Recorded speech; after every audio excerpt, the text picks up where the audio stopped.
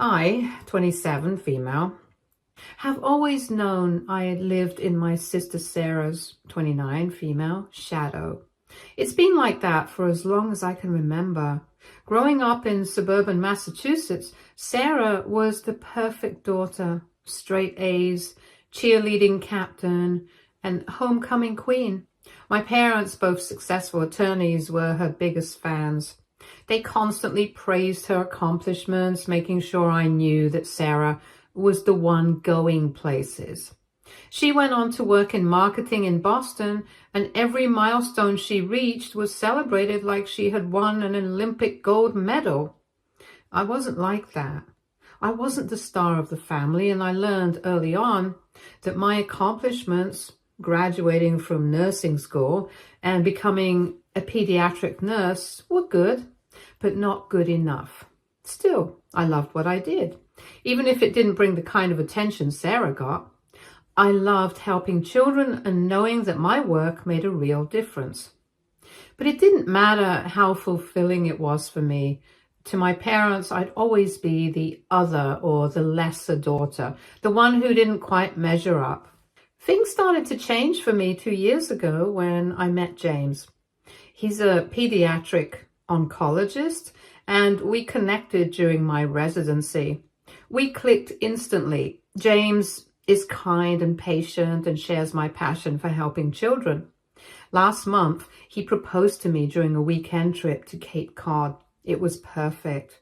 The ring he gave me wasn't flashy, far from it. It was an heirloom from his grandmother, simple but filled with sentimental value. I loved it. Meanwhile, Sarah had been dating Marcus, a finance executive, for 4 years. For the past 2 years, she had been dropping hints about marriage. She would show our mom different engagement ring designs and not so subtly mention that Marcus was looking at rings. Everyone in our family, including Sarah, thought she would be the first to get married. After all, she had always been the golden child. And I think she believed marriage was just another box she'd check off after reaching certain career milestones. When James and I announced our engagement, Sarah's reaction was strange. She congratulated us, but quickly shifted the conversation to her recent promotion as if our big news wasn't important. Still, I figured she was just surprised. Maybe she hadn't expected me to get engaged first. My parents, however, seemed thrilled and even offered to host an engagement party at their house. I was excited and hopeful that maybe this party could be a moment where the weird tension between Sarah and me would dissolve. The engagement party was last weekend, and I'll never forget what happened. At first, things were going well. Friends, family, and some of James's colleagues came to celebrate. Sarah seemed like she was finally warming up to the idea of me getting married first. She made polite small talk, complimented the decorations, and even asked about our wedding plans. But as the evening went on, things changed. Sarah had been drinking a lot, more than usual, and her mood shifted. She started making passive-aggressive comments, particularly about my engagement ring. At one point, in front of a group of people, she said, "Oh, I guess some people don't mind a modest ring as long as they're engaged. I mean, whatever makes you happy, right?" It was a cheap shot, and it hurt. But I tried to ignore it. The ring meant the world to me because of its history, and I wasn't about to let her ruin that. Things escalated during the toasts. Sarah took the microphone to give her speech, and at first, it seemed like she was just going to congratulate James and me. But then, her tone changed. She started talking about how surprising it was that I was getting married first, saying it was unexpected because I had always taken my time with things. The room got quiet and people were starting to look uncomfortable. Then she said it. "I guess when you're a low-value woman, you have to rush into marriage. I mean, who else would marry a doctor who spends more time with sick kids than his own fiancé?" I was humiliated. The entire room was staring at me, and I could feel James beside me seething with anger. Marcus looked like he wanted to disappear. Sarah just stood there, smirking as if she had won some twisted competition. That's when I snapped. See, 2 months earlier, Sarah's ex-boyfriend from college had reached out to me. He had heard through mutual friends that I was getting engaged and wanted to catch up. During our conversation, he shared a video with me that completely changed how I saw my sister. In the video, Sarah, visibly drunk, admitted to cheating on him with his best friend and stealing money from their shared apartment fund to buy designer clothes. It was filmed 6 years ago, and I never planned to do anything with it, but as I stood there feeling completely torn down by my own sister at what was supposed to be my celebration, I couldn't hold back. I connected my phone to the Bluetooth speakers and played the video. The room went silent as Sarah's voice filled the space, confessing to her infidelity and theft. You could hear a pin drop. Marcus, who had been standing off to the side, quietly walked out of the room without saying a word. Sarah, pale and in shock, burst into tears and ran out as well. My parents were stunned. The party ended shortly after that. My parents pulled me aside, furious. They accused me of humiliating Sarah and ruining her life. They demanded to know why I had done something so cruel and told me that I had crossed a line. My dad said I had embarrassed our family, and my mom insisted I apologize to Sarah immediately. When I refused, they told me they wouldn't support me or attend my wedding unless I publicly apologized to her. Since then, everything has spiraled out of control. Sarah has been posting vague, melodramatic messages on social media about betrayal and toxic family members. My inbox has been flooded with messages from relatives, some supportive, others accusing me of being vindictive and petty. It's become clear that Sarah is spinning the story to make herself the victim, and I'm being painted as the villain. My parents are fully on her side and won't speak to me until I apologize. James has been my rock throughout all of this. He understands why I did what I did, and while he supports me, he's also worried about the toll this is taking on my relationship with my family. We should be planning our wedding, but instead, I'm dealing with the fallout from this massive family rift. I feel conflicted. Part of me knows that Sarah deserves to be held accountable for her actions. She's gotten away with so much over the years because everyone enabled her behavior. But another part of me wonders if I went too far. I never wanted to destroy my relationship with my parents, but now it feels like I might have done just that. I've been trying to figure out where to go from here. James and I are still planning our wedding, though it's hard to feel excited about it with everything going on.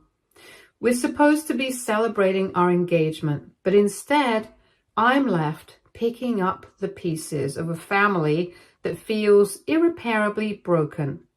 My parents have made it clear that if I don't apologize, they won't be a part of my wedding or my life, it seems. But how can I apologize when I know Sarah's behavior is the real issue? How can I sweep everything under the rug and pretend that she hasn't hurt so many people, including me? Sarah's been silent since the party, except for the social media posts. She hasn't reached out to me directly, and I doubt she will. She's never been one to admit when she's wrong, and I'm starting to wonder if she ever will. Marcus hasn't spoken to her since the party, according to mutual friends, and I have no idea what's going to happen with their relationship. My parents, of course, are trying to spin it like I'm the one who's ruined everything. They keep saying that family is supposed to come first, but how can I put family first when they're not even willing to see my side of things?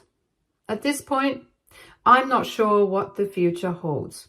James and I are moving forward with our wedding plans, but it feels like there's this huge cloud hanging over everything.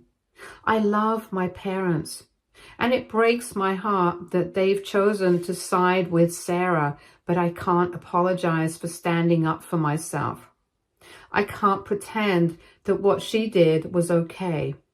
Maybe in time they'll come around, or maybe they won't.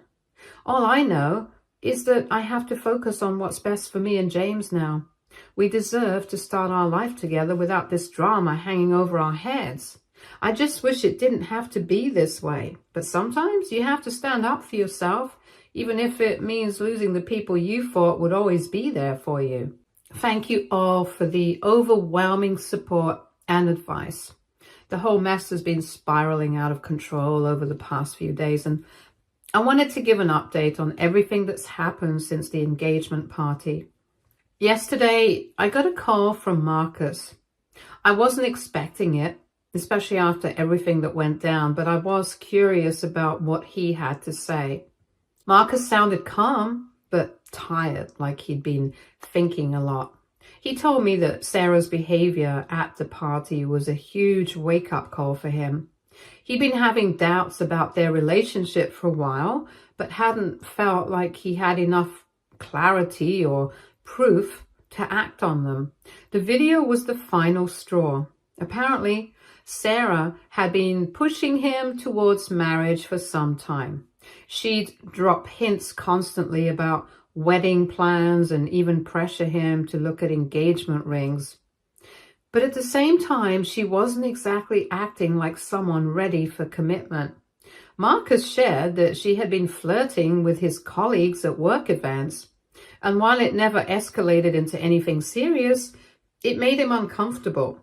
He had tried to bring it up with her, but she always brushed it off as harmless fun or accused him of being insecure. The fact that she didn't see anything wrong with it was a red flag for him. And after the party, he realized it was time to walk away. Marcus told me he had broken up with Sarah and had already moved out of their apartment. He seemed relieved, even though it was clear he was still processing everything. He admitted that he had a nagging feeling that things weren't right for a while. But it wasn't until the video and Sarah's public meltdown that he finally accepted the truth. He thanked me for exposing what kind of person Sarah really was, saying that it gave him the clarity to end the relationship that wasn't working. He seemed at peace with his decision, and honestly, I was glad for him. But while Marcus was moving forward, my parents were doing the opposite. My mom called later that day, and the conversation didn't go well. She told me that Sarah had been crying herself to sleep and had to take time off work because of anxiety. According to Mom, Sarah was devastated, and it was all because of me. They were furious that I had humiliated her in front of everyone, and now they expected not only a public apology, but also for me to help rebuild Sarah's reputation. Mom even suggested that I tell everyone the video was taken out of context, that Sarah hadn't really meant what she said and it was just a mistake from her younger years. She wanted me to downplay the whole thing as if it were just a misunderstanding. But there was no way I was going to lie to protect Sarah, not after everything she had done. It's beyond frustrating that my parents are still so focused on protecting Sarah's image, refusing to acknowledge her role in the situation. They're still treating her like the golden child who can do no wrong, while I'm expected to clean up the mess.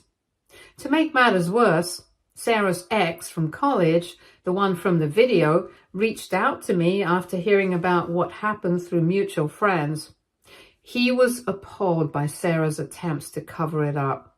Apparently, she had contacted him, begging him to claim that the video was fake. He refused, of course, and told me he stands by what he said in the video. He even offered to talk to my parents on my behalf to set the record straight, though I doubt it would make a difference. My parents are so deep in denial that I don't think anything could change their minds right now. During all this chaos, James and I have decided to move forward with our wedding plans. We found a beautiful venue on the North Shore for the next spring. It's everything I've always dreamed of. Charming, intimate, and perfect for the kind of celebration we want. I've also made a decision that was really hard but feels right given the circumstances. I've asked my best friend to be my maid of honor instead of Sarah. That choice wasn't easy, but after everything that's happened, I don't feel like I can trust Sarah to be by my side on such an important day. I need people around me who truly support me, and right now, that's not her.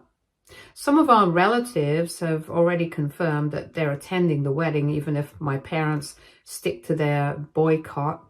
That's been a huge relief because honestly, I was terrified that I'd end up with an empty guest list.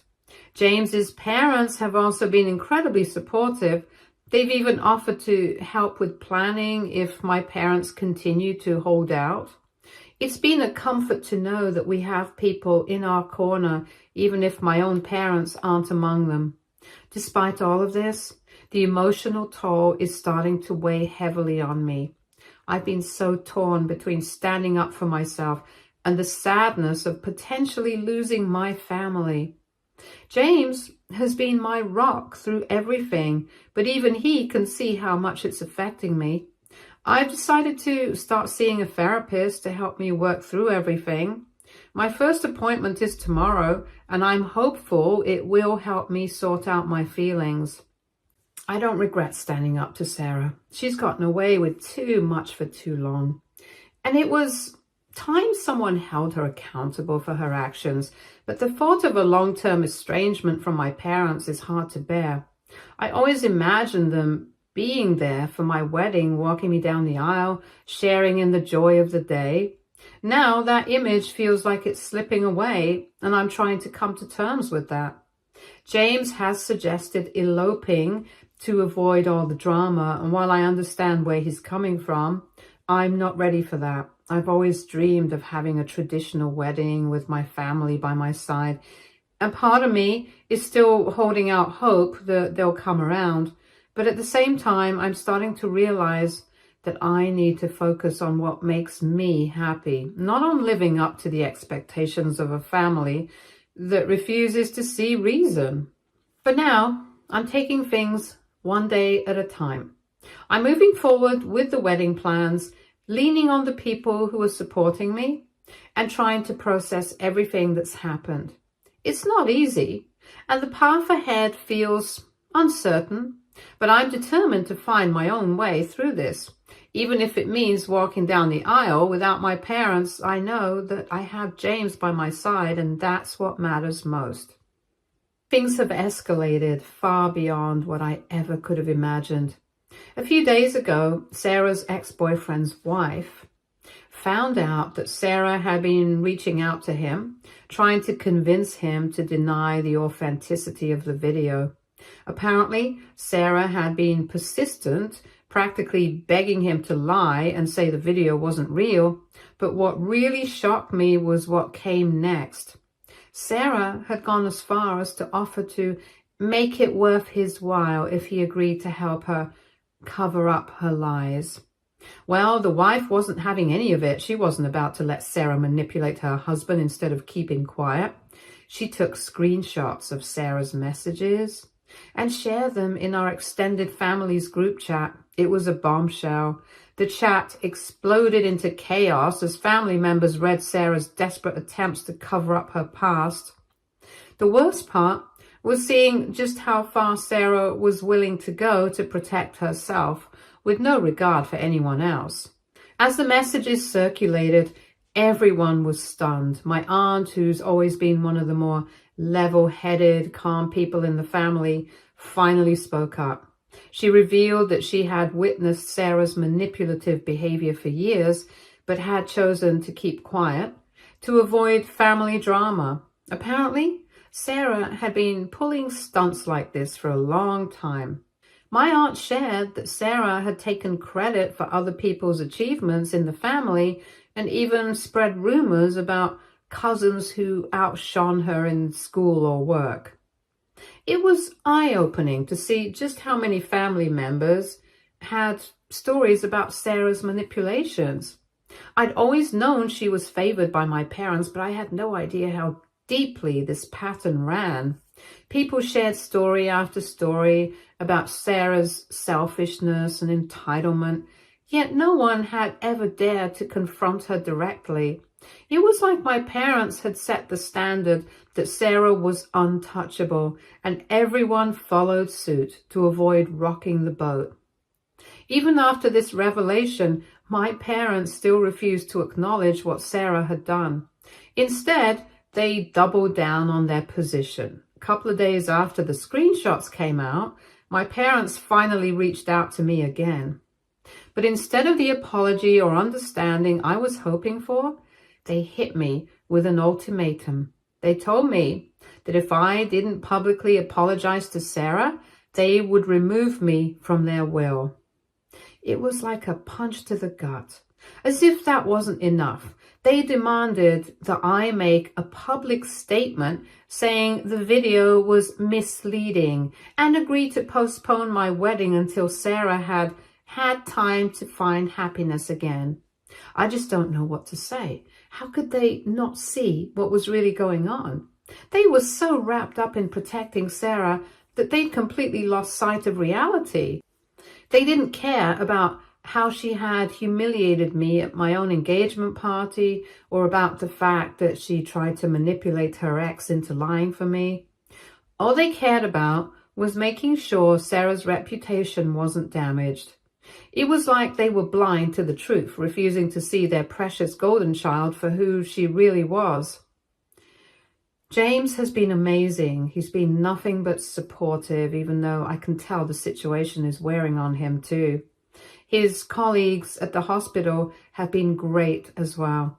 In fact, several of them decided to withdraw from a medical conference where Sarah's marketing firm was handling the PR. They didn't want to be involved with anything associated with Sarah after hearing what happened. Apparently, this decision caused problems for her at work, and now she's accusing me of sabotaging her career.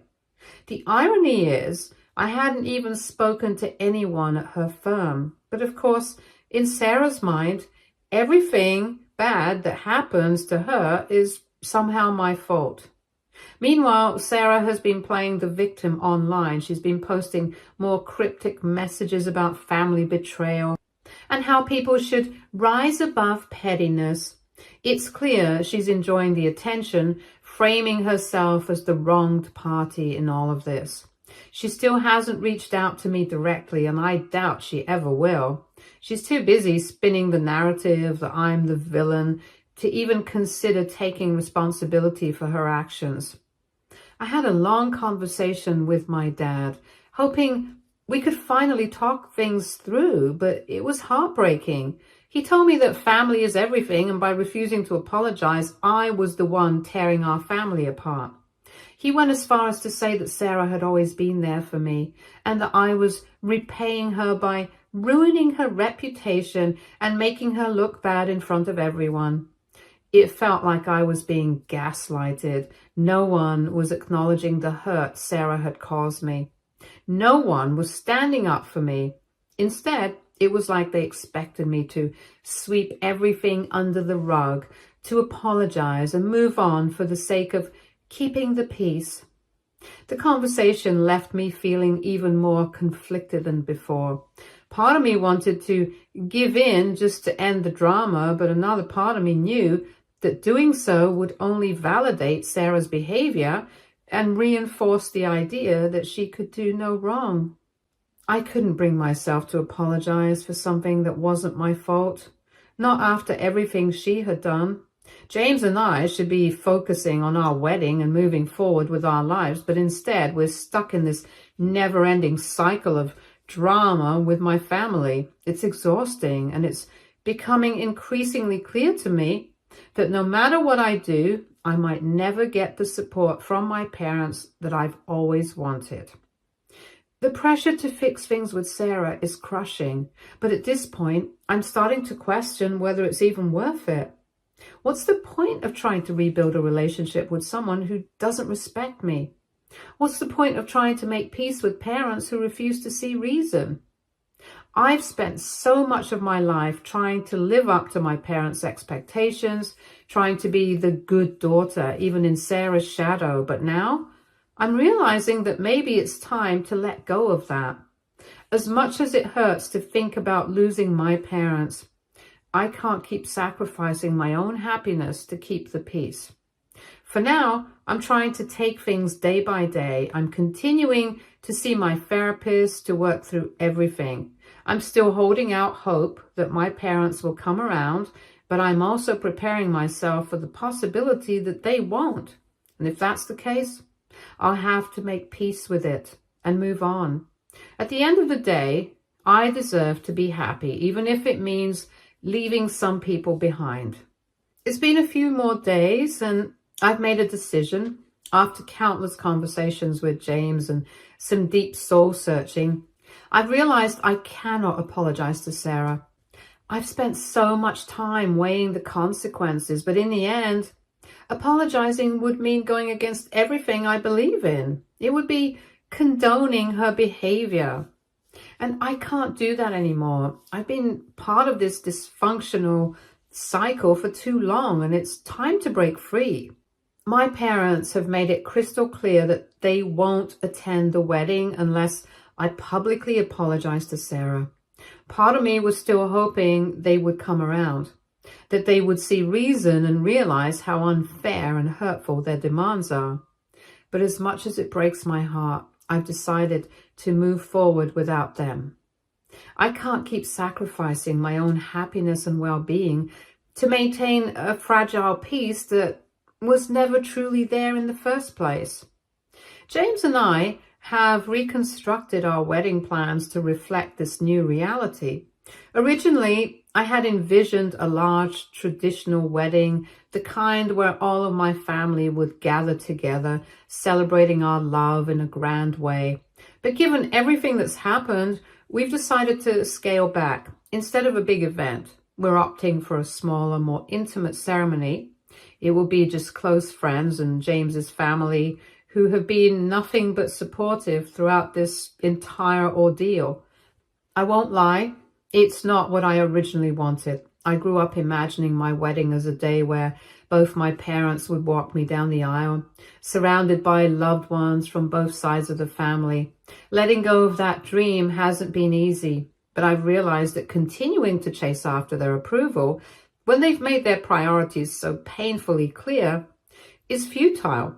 They've chosen to stand by Sarah to protect and enable her behavior at my expense. And I'm done trying to earn their support. As for Sarah, I'm done trying to fix things with her.